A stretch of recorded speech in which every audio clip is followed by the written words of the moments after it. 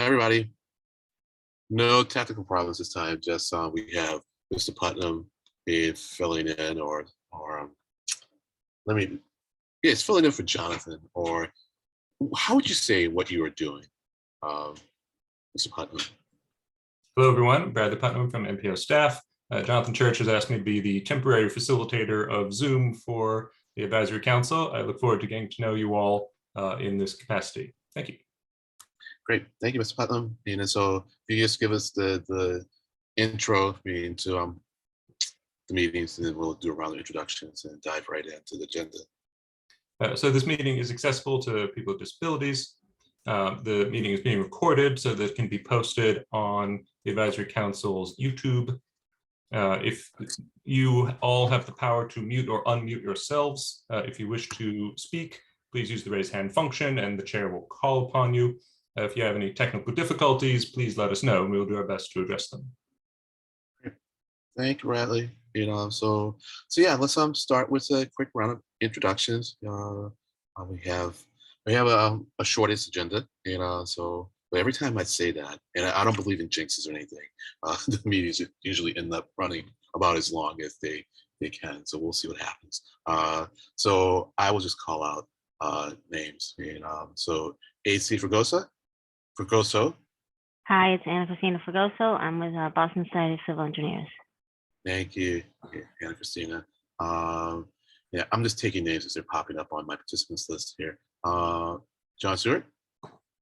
John Seward, move Mass. Thank you, John. Anthony Gallagher.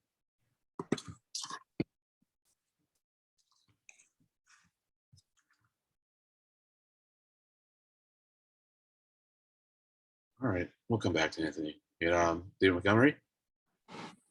Hi, David Montgomery, Town of Needham. Thank you, David. I'm sorry, Faisal Husseini. I know I got that wrong. Please correct me. No, that's correct. Faisal Husseini. I'm recently retired, actually, and I'm on behalf like ITE. Oh, great. Well, I hope you enjoy the meeting so much that you Thank come you. back and maybe consider joining us. That's correct. Let's see, kind of lost my screen here. I need to get my participants back. Oh, what did I do there? Sorry. Let's check. Okay, there we go. So Franny Osmond. Hi, I'm Franny Osmond. I'm Town of Acton. I'm also on the Lowell Regional Transit Authority Board. Other Thank you. regional. Thanks. Thank you, Franny. But I'm gonna be off screen for most of the meeting. Okay, we all get to see your scenery. Well, that's okay. Thanks for joining us, It's on Franny. my screen too. Okay, I got No, you. I also have to get in a car, so I'm. Okay, I understand. I appreciate that. Thank you. Thanks for joining us. Fred Mosley.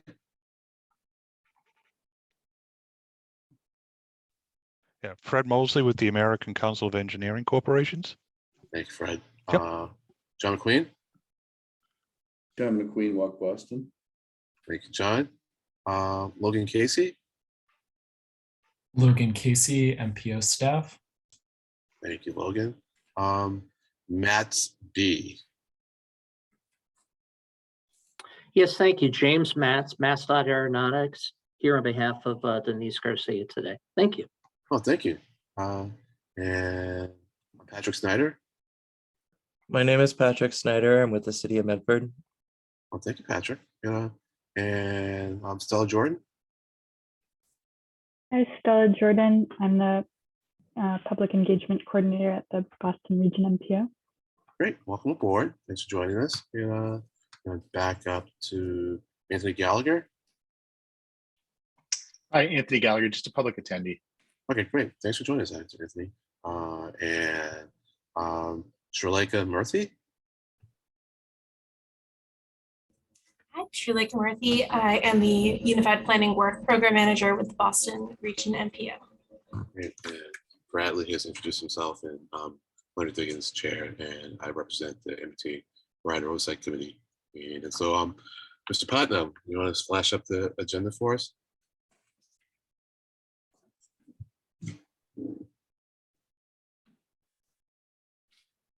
right, so then we're gonna discuss and rank the UPW studies. But I just want to say for the record, that whereas before I became the chair, excuse me, let me just read this completely. The MPO staff would create the agendas. I pretty much, along with the vice chair, create the agendas. And so I always welcome input into the agendas. We try to plan them out at least a couple months in advance. And sometimes things just don't work out as I hope they would. But once again, we have complete control over our agenda. So anytime you want me to consider something, I'm hard pressed to imagine that I reject an idea. You let me know, and we'll work it onto the agenda. And if it comes to you wanting something on an agenda for the upcoming meeting, then we have 48 hours before the meeting to get it posted on the agenda, although we try to have the agenda set by the Wednesday beforehand, because usually we have an executive committee meeting on the first Tuesday of the month, which is usually in 8 days before our meeting. So that's it with respect to agenda. So this may end up being a short meeting because I was trying to get someone to talk with us about how the MPO can work on developing a more robust pipeline for projects. I don't want to say who it is now, partly just to kind of build up the suspense, but also I just there's a little bit of paranoia on the accessibility, and so I don't want to put the person in a sensitive spot before they have really fully committed to joining us. I have a commitment for July because it wasn't possible for this month, but I'm not 100% sure that it's going to work out. So I just don't want to create any kind of obstacle to that. So, but if it works out, it'll be exciting. So with that, the plan was to cover the UPWP universe again, anyways, because Shaleka had sent out a survey to MPO board members and maybe other members of the community or the public to rank the projects in the universe. And if I recall correctly from the survey when I took it, we were allowed to give 8 choices, rank 8 choices. In our case, I've asked you to rank all 12, 13 of them, and that would inform my discussion at the next UPWP meeting. Because I gave my input from my point of view, with some consideration, with respect to our last meeting, but this ranking that we would get from you by combining your scores and discussion would allow me to more so present the advisory boards or the advisory council's input when we are having discussions, as opposed to the input that we will give on the draft through the 3C documents committee.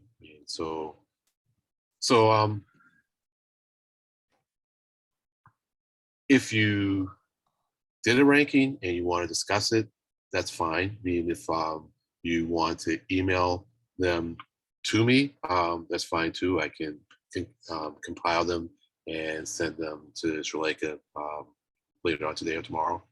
So at this point, I'm just going to open up the conversation, and it can go anywhere, and that includes some email discussion that happened earlier today. So we have a while. We don't have to take all the while though. So I'll stop talking and look for raised hands.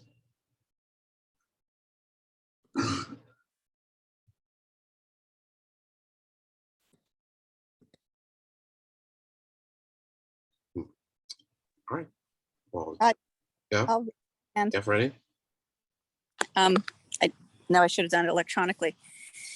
I have downloaded and read through them. I always have a really hard time with ranking 1 to 12. And my method ended up being, so I haven't put in the 1 to 12 yet. So emailing it to you would be hard during the meeting. Yeah. What I was looking at when I looked through was trying to think how much bang the report would have. Sometimes studies are done on things that we really know are issues, and it's just a matter of codifying them. And so sometimes I would look like that. The one that comes to mind was the one that looks at affordable housing communities and what the mobility choices are. It always seems important. I was trying to figure out which of the results and deliverables could feed into action. But I sort of would love to hear the staff or other people's views of those questions about these. And also, if you wanted to cover each area within each one, I thought it might be useful to just maybe rank them within each section. Well, that's what I do. Yeah, I like that idea. Organize the conversation, because it really is sort of overwhelming, even though there's only 12. Yeah. Well, that would be informative, to me in terms of encapsulating how the council feels about things. As there was a little bit of email this morning, and so what I was trying to convey is the goal in asking folks to do this survey is to get information or how people who don't talk at the meetings feel about these studies, and so again, you can send me however you choose to rank it, Franny, later on, and anyone else. You can rank 1 to 12. You can just give me your feedback. You can rank 1 to 4, whatever. I just kind of want to get as much feedback as I can, but I do like the notion of ranking within the categories. I would love to know how other people look at them. So I was thinking about the bang for the buck. I was also thinking about, I love when we help the RTAs to be more active, because I'm aware there's a big need of unmet needs. And so I was attracted to those, and the bus ones tend to attract me. But I would love to hear other people's ways of looking at it. Sure. Even if we can't, it would be more helpful than, I prefer T1 to T17. It would be more helpful to hear how other people are looking at them. Right. Yeah, I hear you. And I'll just add one other thing too that maybe will spark people to share a little bit more now, because we should get the draft for our next meeting in July. But I'm hoping not to spend a lot of time discussing that draft in that July meeting, and then just kind of send the draft off to the 3C committee, so that they can get to work on their comments based on discussions that we have had at this meeting and the previous meeting, and any rankings that we may be able to pass along to them. And so just to say again, I'm not anticipating a long discussion about the EPWP. So you don't need us, we could give it to you afterwards. Yeah, you can give it to me afterwards. Yeah. Okay, great. But like I said, hoping to have not only discussed at the July meeting, but also another topic regarding blue bikes at our next meeting. So John, Stuart. Thank you, Len. First, I want to endorse everything that Franny just said. And I, for once, have done my homework, but I find that the chat is disabled, so I can't share it with the group. But I did my own internal ranking, which is personal, and perhaps should not have great bearing on anything that RTAC decides.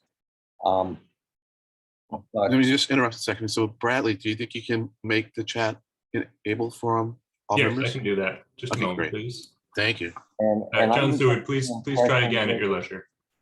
I was under the impression that we were going to be discussing these various funding proposals and make some choices today about what we would recommend.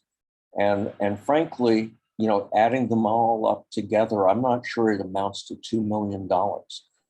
So why is this, you know, all of the projects, none of which is not worthy of consideration, you know, not going to be sent up the pipeline and be conducted?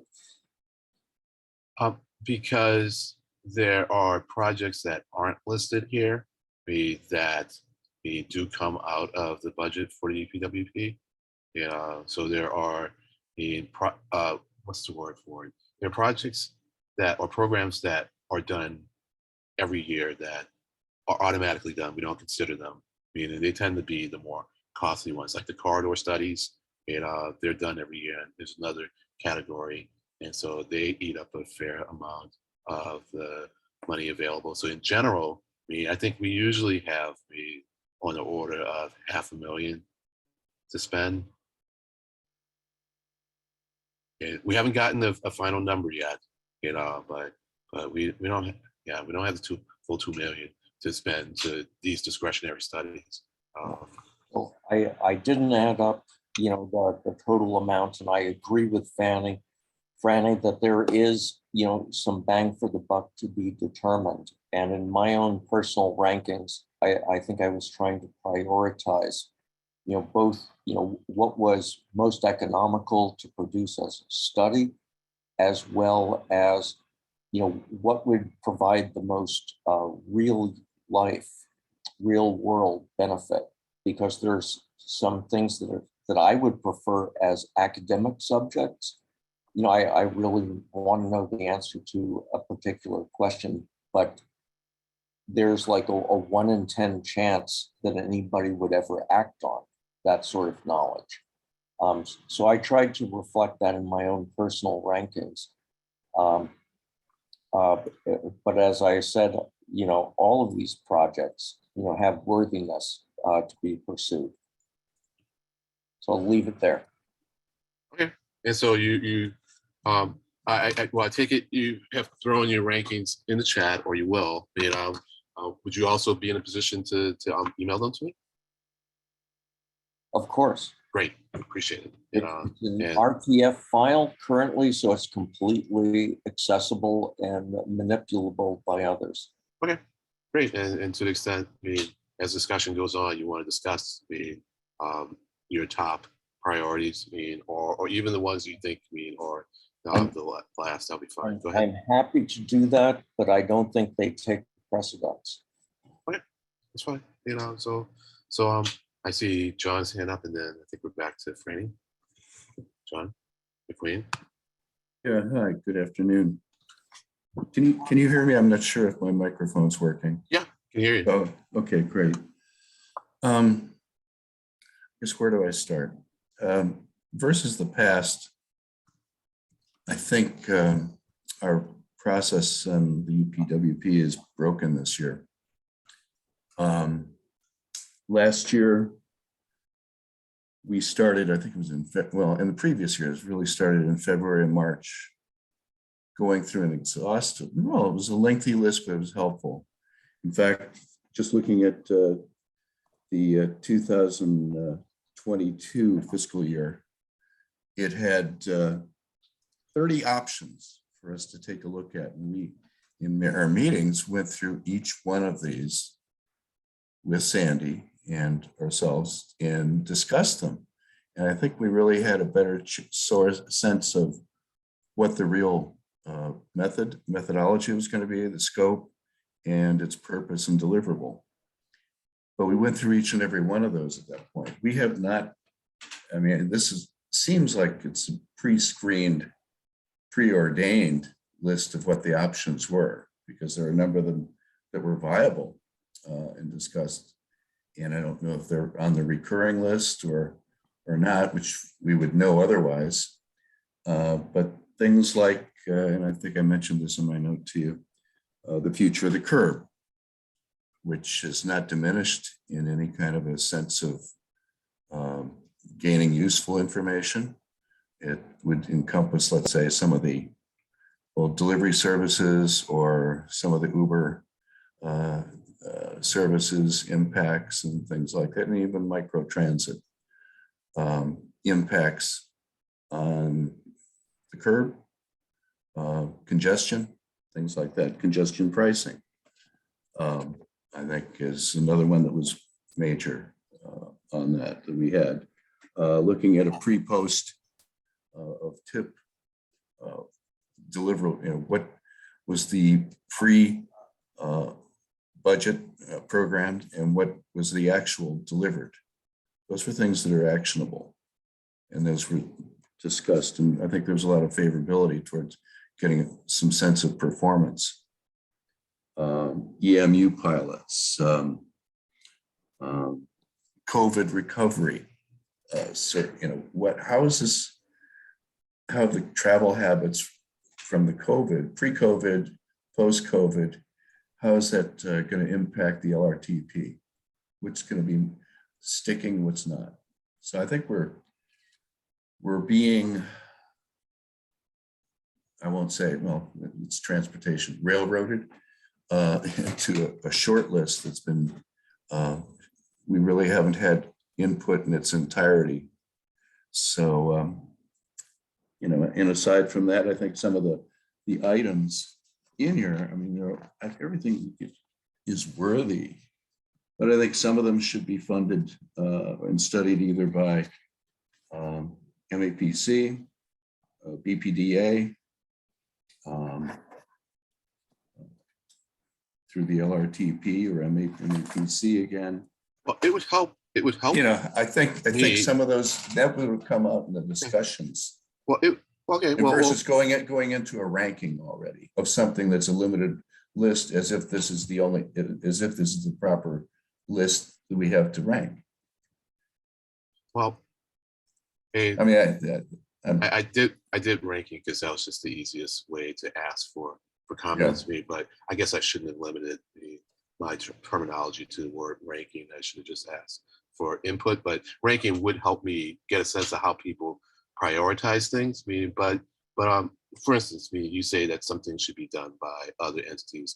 Well, it would help me to know which of those studies you think should be done by other entities. And you can do that later on. I mean, it's just that I'm trying to be able to speak for the group, as opposed to just myself. So the more input I get from you, the more I can do that. And with respect to the process, we can certainly comment on the process when we do our 3C report on the draft. Well, I think pardon me for interjecting here. No, I think a lot of those issues of ranking came out of the initial discussions of each and every one of the 30 options that we had, because sometimes rankings for individuals changed during that process once they really understood the merit, or it was decided that it might be more appropriate for another entity to fund that, worthy, or it's worthy, but it might not be worthy of this very constrained budget. So, I mean, we're missing a couple of very important steps that normally took us a couple months to weed through, but were very productive for us to come up with a very reasonable approach to the UPWP. That's my humble opinion. Yeah, well, I hear you. Like I said, we should then put that into our comments on the process. But it is what it is at this point.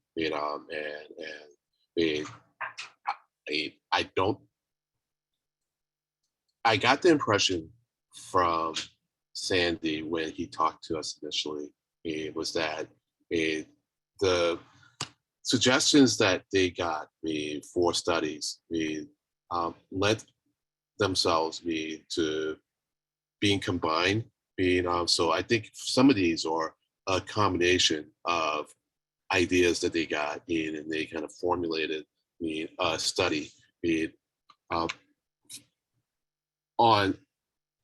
by combining those ideas. And I can see that from some of the things that I sent them. When I sent them ideas. I didn't send them anything as fleshed out as any of these. It was more just some ideas with maybe a sentence or two or three, and so if that's mostly what they got, then I can see why we have what we have, and it may be that the ideas that they got this year were more like that than they were last year. I'm really trying to remember what that universe looked like last year. I know you just went through some of them, but nonetheless, I'm fine with us commenting on the process, or I'm fine with the 3C committee deciding to comment on the process. And I'm sure you're going to be a part of that committee, John. So I'm sure that'll get into the letter. But unless you feel that we need to try to get more access to the proto universe in order to be able to comment on what we have, I'm going to suggest that we go with what we have now, but I can put in a request to see if we can get more information that maybe we can use when formulating our comments based on the draft, which is going to be even more refined than what we have now. So think about that, and then you can get back to me whenever. Yeah. Glenn, I can jump in here. Sure. If it's helpful, we can talk about process now, or we can talk about it at another time. I Sure. will just say we received over 80 study ideas this year, and like you mentioned, a vast majority of them were kind of phrases, not really fleshed out. And so it is difficult for me as the UPWP manager, really, going through this process for the first time, to kind of develop a full scope based on a sentence or two. Unfortunately, based on my inexperience in the role, this is my first year doing it, and it's a little hard to develop a scope for a full project of a budget of $40,000-$50,000, for example, from a kind of sort of vague ideas of what we need or what people want to study. And this is just sort of general across the board of the studies that we received. So I would be happy to share the sort of very raw universe with you, which compiles results from the internal staff survey, the public facing survey, as well as ideas we received through our meetings and emails. It's big, and quite frankly, it is not really relevant to a lot of the studies that did make it into the universe this year, because we did have to cut so many. We cut it down from 77 fairly viable concepts to 12, based on a lot of internal discussion, based on a lot of talking with members of not members, with other sort of staff at CTPS. And happy to share that. It's just, and I don't know how the process went in years past. I just don't know that it's necessarily productive, because we did receive a lot of studies that were just, we want to see X, we want to see Y, and a lot of those aren't relevant to either the UPWP scope, or they're not things that CTPS has the capacity to study, or we had to reject studies simply because of staff capacity. We're just not able to do that kind of work justice with this UPWP. So I can leave it at that for now. I would be happy to talk about, a process that might be perceived as broken somehow. I'm happy to discuss that at another time. But just wanted to throw in sort of our experience in developing the universe this year. Well, thank you, Shalika. I very much appreciate that. And I'll say more later, but I see Franny and then Jen. Yeah, I'll try to be quick since I spoke before. First of all, I felt bad after I mentioned or called out this one study, because there's nothing I care more about than mobility to affordable housing places. So I didn't mean to give that one as the poster child for wondering if there was going to be some actionable things. I just wanted to sort of answer John. I'm not sure I agree. I mean, I feel like it's easier when we see something a little bit down. I feel like last year we had this big thing, and it's true, we do listen to each other, but it still did not feel like we had a sense of the whole thing. But what would be helpful is, so I have just a statement and a question. The statement is, what would be helpful is if we knew why are we ranking these? What is the amount of money that can be spent on this amount of things that we're ranking? You know, so we knew, because it's true, if they can all be funded, if only one can be funded, then I have different feelings than if they can all be funded or whatever. So I would love to know that. The second is a question. I've been looking into studying, wanting a study done for transit in the corridor, the sort of Route 110, 119, 27 corridor that runs north-south between Lowell and Framingham. And I just applied for a little grant from T4MA that could help kickstart the conversation. But we really, I think, need a feasibility study, a need study, whatever, to have that corridor looked at, because it's not covered entirely by one planning agency, or it's covered by like 3 or 4 RTAs or MBTA. And only 2 of the cities on it, Lowell and Chelmsford, aren't within the Boston MPO, as far as I know. So anyway, my question is, at what point do I have to somehow request that be looked at as a UPWP? Was it a few months ago? And just so I can keep my eyes open for this following year. Sure, so I can answer both of your questions. In terms of funding, we unfortunately are still working out the budget for this upcoming fiscal year. Just based on last year's universe, there was about $300,000 for discrete studies, which are the studies that we're talking about this year, right here. So I would guess that it would be somewhere in that ballpark, likely a little higher, but again, that's just my understanding based on last year. In terms of the corridor study between Lowell and Framingham, if I understood correctly, that would no longer be a UPWP study. We have developed a new program called the Corridor Studies and Complete Streets program. And so a specific corridor study would be directed towards that program. And I'm not entirely familiar with their timeline on when they start studies and when they're looking to accept or solicit sort of new study ideas. I can definitely connect you with the staff that are working on that program, but that is a new program as of this year. So my guess would be from the beginning of the federal fiscal year in September, but don't quote me on that. I can connect you with someone that would have a much clearer answer for you. Thank you. Thanks. And I think though, Fran, if you can hang on. This was a bus line though, right? Going from Lowell to Framingham. There has never been a bus line. There's a bus line as far down as Littleton and then Sudbury to Framingham, but there's never been a connection north-south. So yes, bus. We're looking at bus. Yeah, so you're just looking for. Oh yeah, Yes. so you okay, right. And that's a little bit different, than I think a full-on corridor study. And so. Oh, okay. Maybe I don't know what a corridor study is. Yeah, I'm no not problem. No, well, I professional. think Shaleka keyed in on the word corridor, and then thought about the corridor studies that we do every year, and this would go down that corridor. It really would be a corridor study.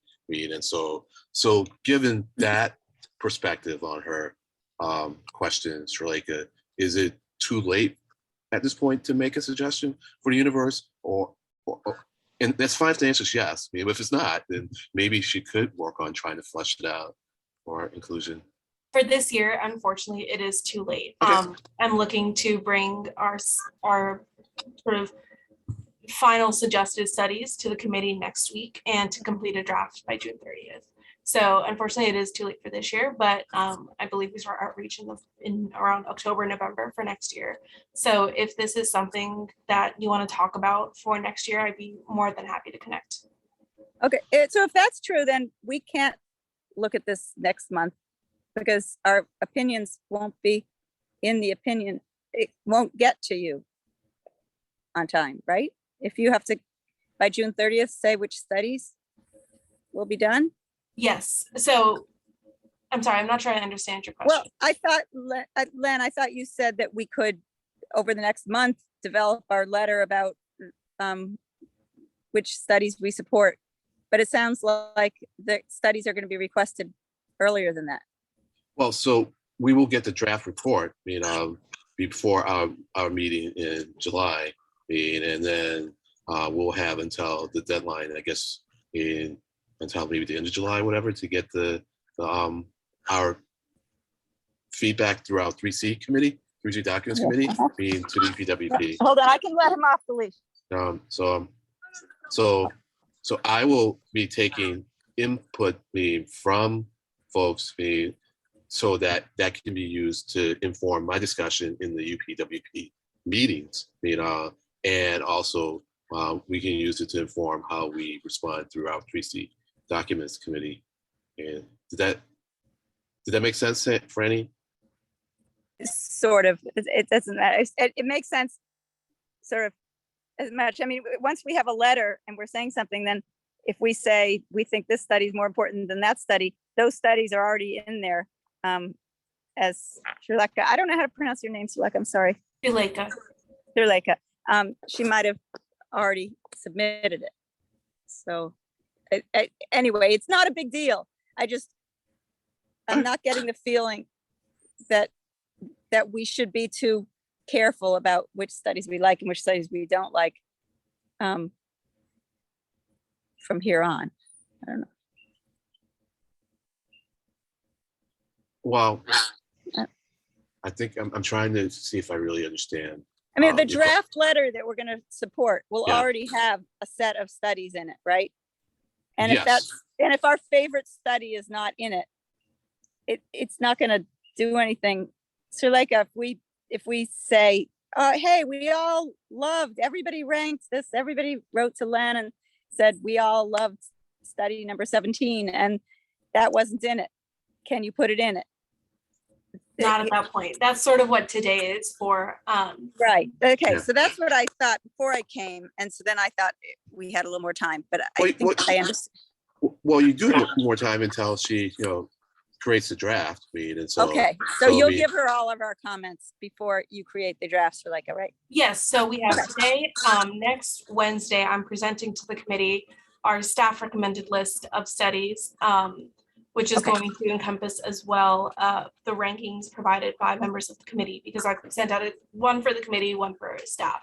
So comparing those two, we'll see which studies are the most popular, are the ones that there is the most interest to study. And so at next week's meeting is really when we're looking to finalize that list. And that's kind of the last step in developing the draft that's going to be brought to the committee on the 30th. Okay, so I see that we need to send you information, Len, and I totally get that if we had all done our homework and gotten you this in time for today, right now, so we could hand you our rankings like John, that would help you. So I apologize that I didn't rank it before today, but I will send it to you. That's fine. So we have until at Wednesday. I can at the meeting discuss based on people's feelings, or rankings or whatever. You just give me feedback. Give me feedback however it works for you. And then once we have the draft, then it's up to the 3C committee to give the council, the board, the feedback that we are mandated to do, as part of the MPO. So okay, great. I think we're clear there. All right. So Jen. Hi, thanks. Yeah, I just wanted to clarify and kind of answer the so like I appreciate that you are willing to share the kind of what the process was, and I appreciate your kind of summary of it. I personally would find it very helpful to see that 80 something study list or idea list. And even if it was just like, if 30 of them are like, single words or like sentence fragments, and like the little disposition is just like not enough info, or like whatever, this isn't really fully a study idea, like that's still, helpful to see. And then to see the ones that, okay, maybe they were considered, but maybe the disposition is like, we don't have someone on staff who is an expert in this area, or MassDOT's already studying this project, or whatever. I don't think there needs to be a ton of detail for the ones that are like clearly not, not enough to really go on, but I think maybe that does help us as individuals, and I think as a group, understand a little bit more about what makes a good study and what staff is able to do, and help us think about other ideas for the next year. This is kind of part of a feedback loop. And I think I'm like particularly interested in this point because I find like MPOs were kind of created because of a lack of transparency and like the use of federal dollars. And I think that and the MPO is really good, and CTPS is very good about having, you know, keeping meeting minutes, and especially compared to a lot of other state agencies. And to some degree, it is the avenue in which we're able to get a little bit of a glimpse in how other groups are making decisions and what they're working on when they're, you know, some of our other partners are less transparent about the work they do.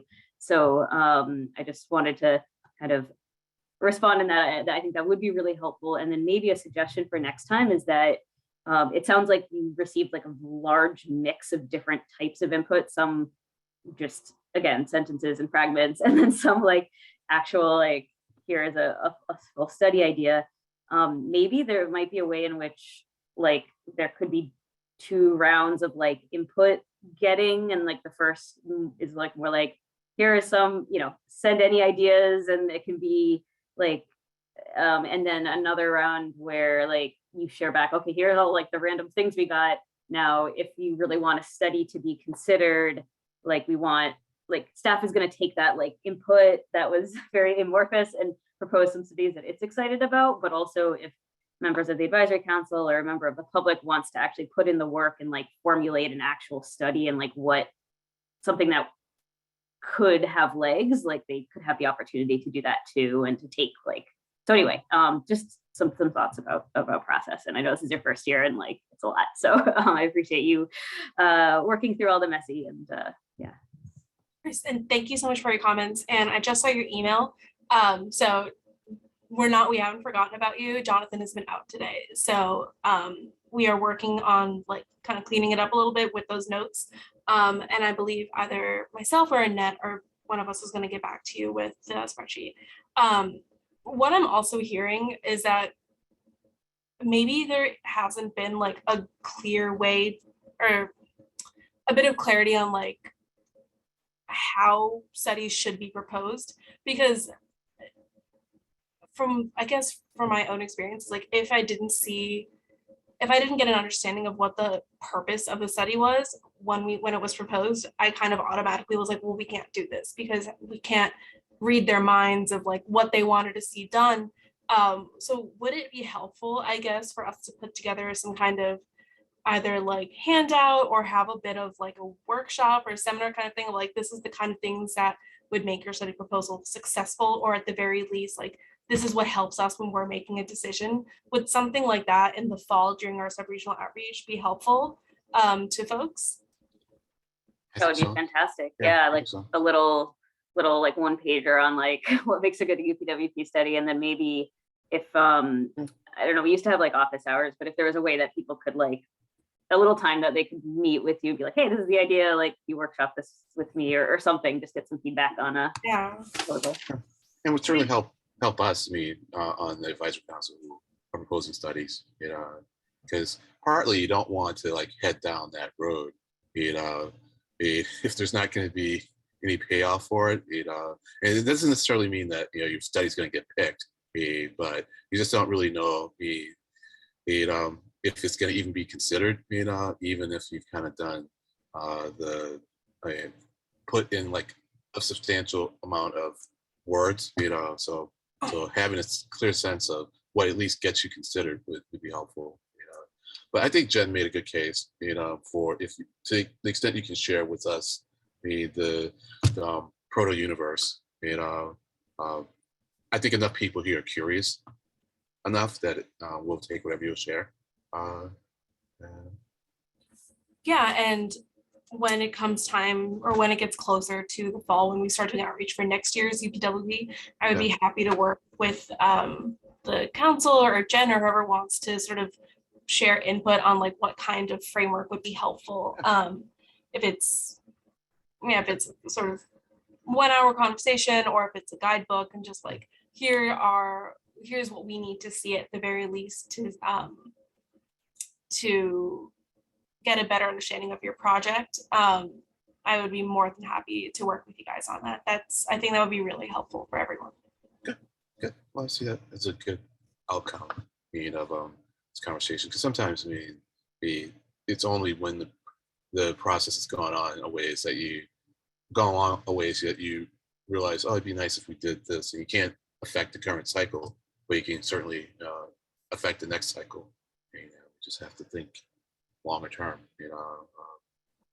So great, excellent.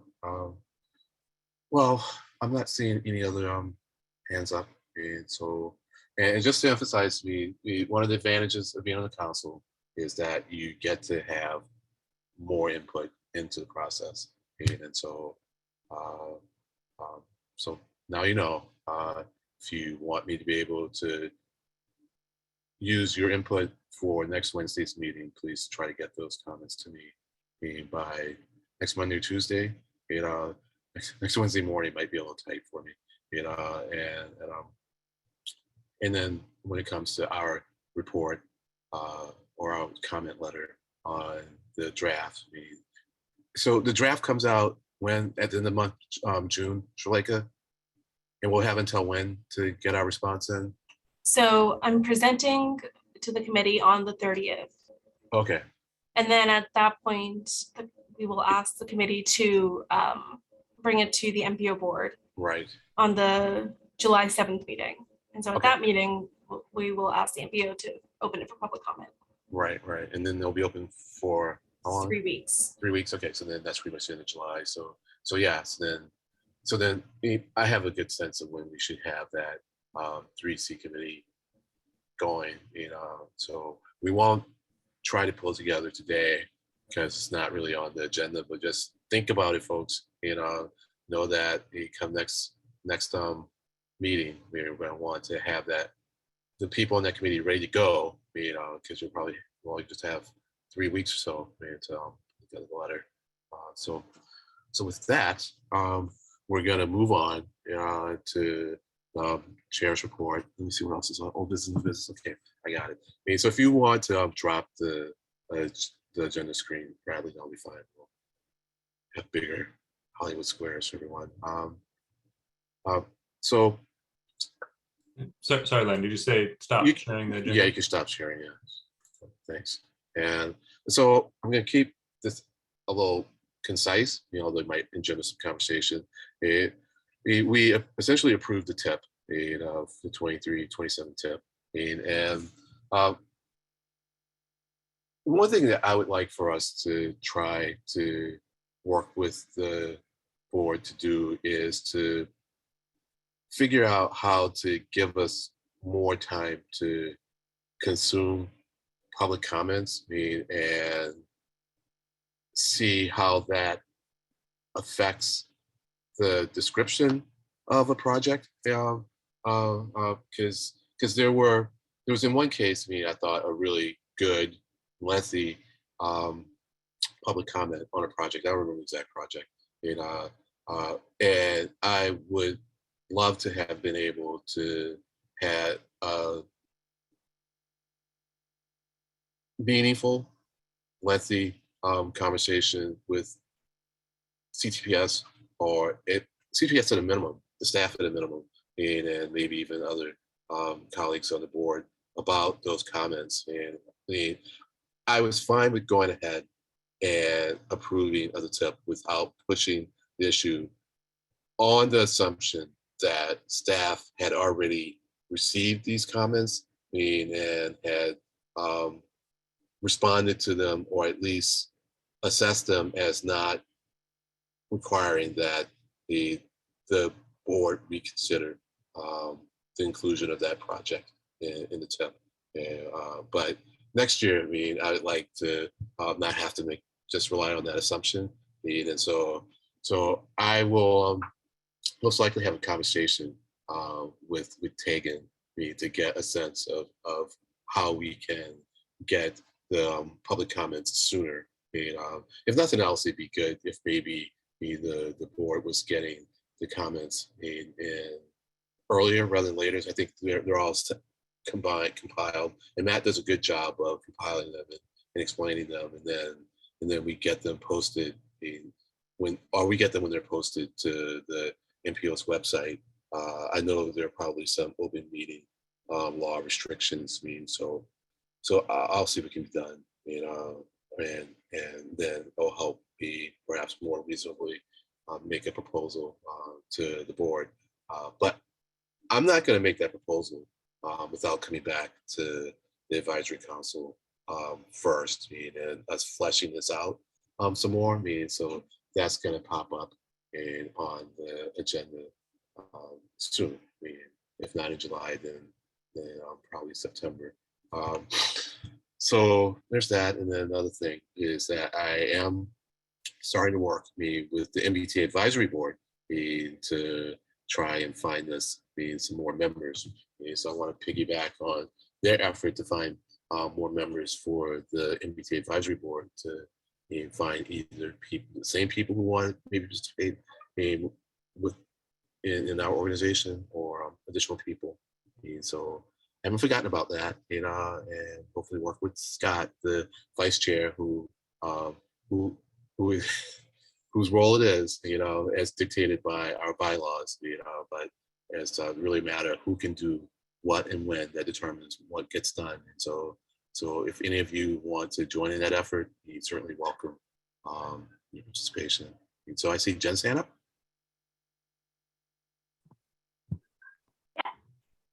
Just wanted to offer Len that I'd love to chat with you sometime about I wasn't listening in on the MPO meeting, and so I haven't been following as closely in terms of when comments are shared and how much time we have to react to them. But from my own experience managing public engagement back a couple of 3 or 4 years ago, there was definitely times where we were where there wasn't enough time built in for comments to have been received and then actually put before the MPO decision makers for them to react to before kind of being expected to vote on something. And in one case that, in my opinion, led, there are a couple of commenters who came and had things to say about Melnia Cass and the public process that went into that. And then, but I don't think, again, there wasn't enough time to really dig into it. And then that project got on the tip. And then I think we kind of all know the story of that one, where it clearly hadn't, there wasn't enough done to really make sure that project was going forward. And potentially the MPO lost money from that, unclear where that money went. But anyhow, just I think that point of really if we're asking for comment, let's really make sure that, that there's time for the decision makers to really consider that and look into it. And it's very important to me, and I'd be happy to chat with you sometime in thinking through how to what that might look like. Or anyway, just wanted to add that perspective of this, I think, has been an issue and for a long time of trying to build in the right schedule to really make public comment impactful. Right. Yeah. Well, thanks. I appreciate that. So yeah. And we can chat. Before we get it on the agenda next, because that might make that agenda item more meaningful. So yeah, I really appreciate that.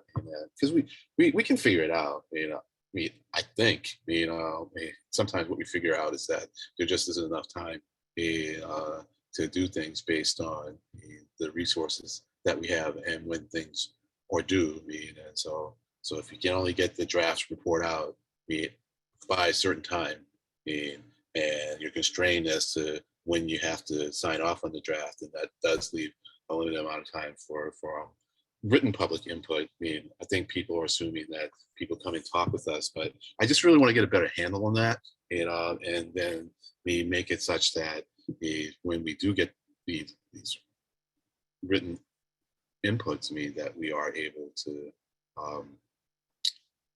digest them and act on them. Matt, I think, did a really good job digesting them, but we got, I forget how many comments there were on the last one. It's just it was an impossible number to read in the amount of time that we had, at least the amount of time I thought we had, unless we had more time than than I thought. And so the only way to handle that, we either be to rely on the staff to do it, or for us to divide it up amongst the board members, and then report back to each other and decide what we need to pursue in order to decide whether projects to stay in the tip or not, or at least in the proposal. So that's that. And so that's all I have for a chair's report. And so if there's any David? Montgomery? Yeah. Hi, thanks. I'm not able to turn on the camera at the moment, but I just wanted to follow up on one thing you just said, Len. It strikes me that you said we can work this out, and I think we can, but I think maybe the conversation could also include, and I'm going to date myself here, but could include the historical perspective that the MPO gets to hear presentations before the advisory council. That was an issue for a long time. I'm not sure if it still is, but it just always struck me as one in which the perspective was the advisory council was kind of an afterthought rather than a part of the, let's build the process from the get-go. We provide input at a useful, critical time as opposed to after the fact.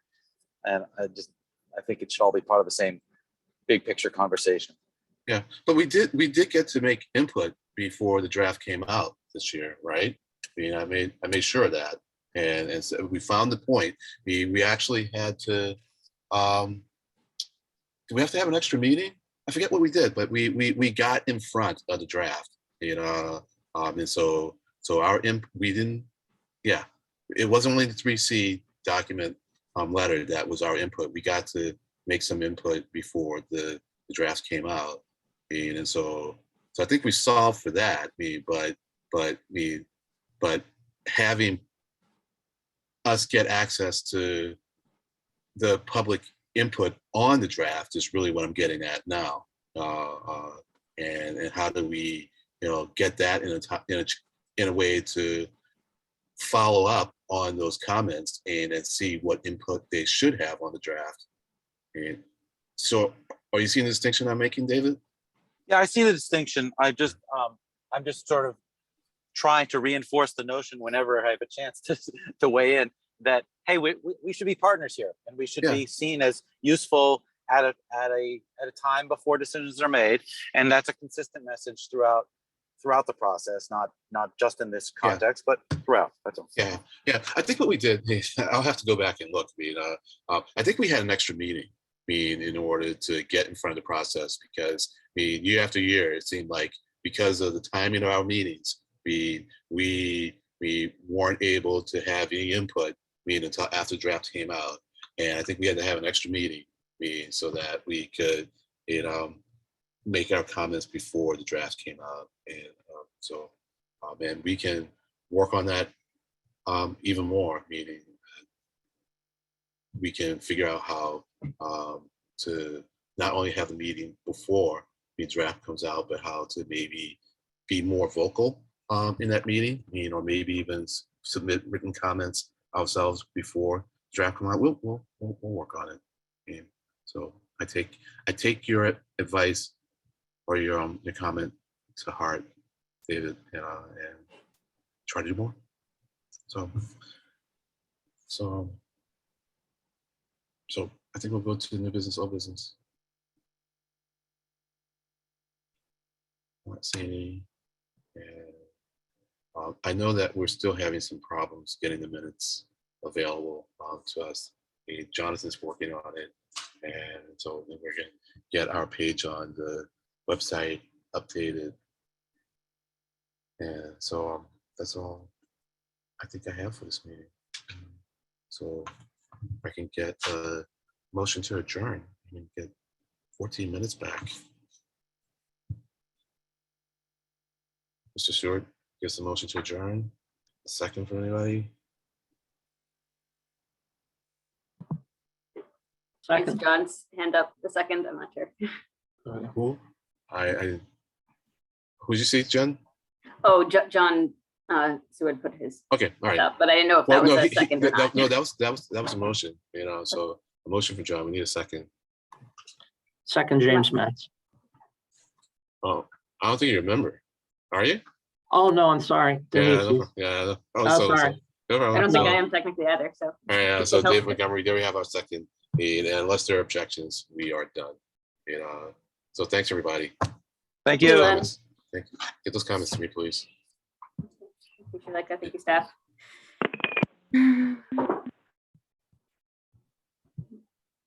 I'll hang around Bradley if you want to talk. Yeah.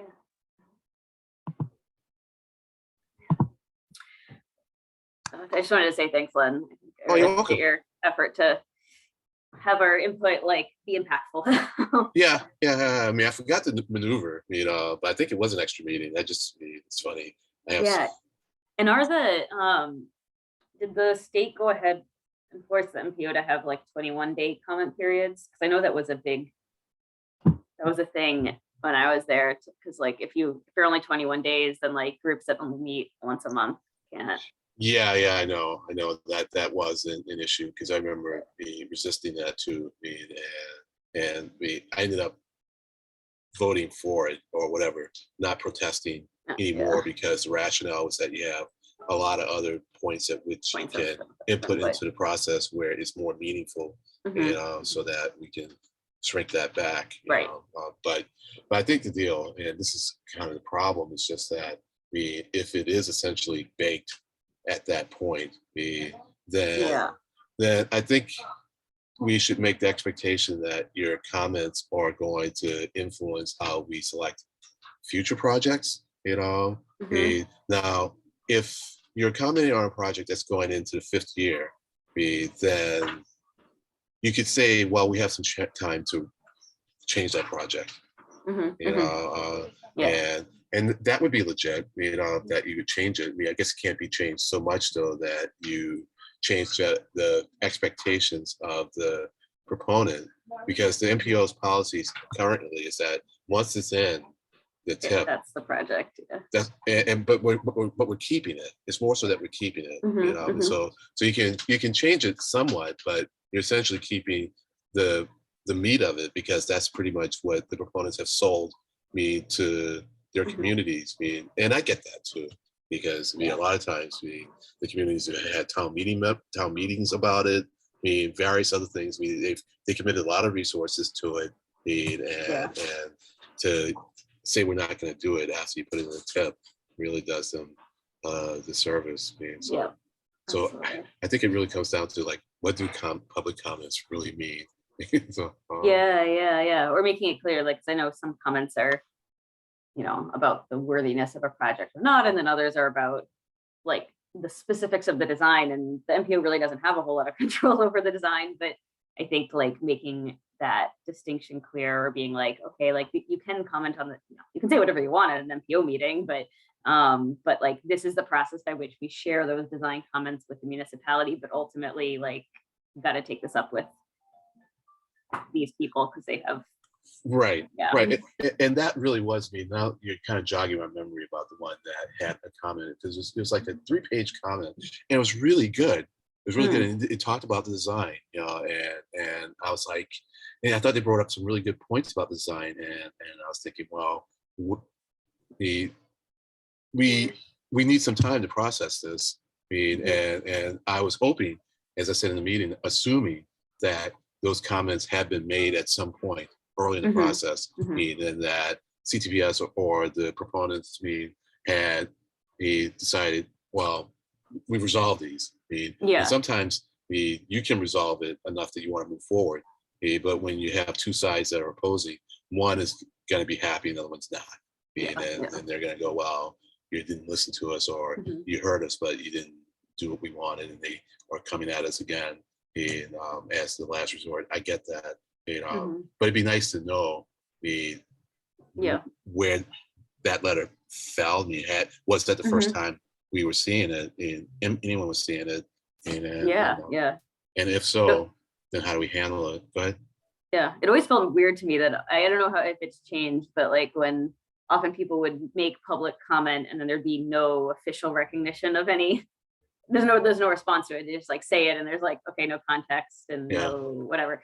But I know that's not staff, staff can't necessarily do anything about that, but Right. it's the chair, But- but I think, no, go ahead, please. but just maybe like if comments were, maybe staff could have an official role of like providing some, like for written comments, like here is the, like we've either heard this before, we haven't, like or like the assumption would be like you turn to the municipality, whether they're on the MPO board or to Yeah. provide some explanation at the next meeting or Yeah. anyway. Yeah, no, Yeah, I went to get water. It looks like the meeting's over. No one's here. The meeting ended? Yeah. Oh, yes, All yeah, right. yeah. Okay, Glenn and I all were right. just- Yeah. Okay, ciao. I'll Yeah, see you for- later. so about- yeah, have- Or yeah. maybe sooner if we have a meeting, a 3C meeting. Yeah, it'll be the 3C will have to be after the July meeting. Okay, bye. Yeah, but think about being on it and when you want it to be. We'll discuss it next meeting. All right. All right, ciao. Bye. Bye. Yeah, I was fine talking, Jen, because we were under quorum, so. Hi, Jen. So, huh? So Hi, Brad, Jen. anything you want to tell me or questions or anything? No. All right. Okay. I thought I should be the last one here because I'm running, because that was the host. Okay. Nice to see you, Jen. Good to see you too. Yeah. You're gonna have a little editing to do. so. Yeah, luckily we have a good team at CTPS. And so Jonathan Church asked me to run the Zoom meeting. Logan Casey is helping with minutes. I think somebody else is helping out with email. So we're piecing it together. Okay, great. All righty. Well, thank you. Yeah. Take care. Great. See you next month. Yep. Yeah, we'll be in touch. All right. We'll be in touch. All right. Okay, bye.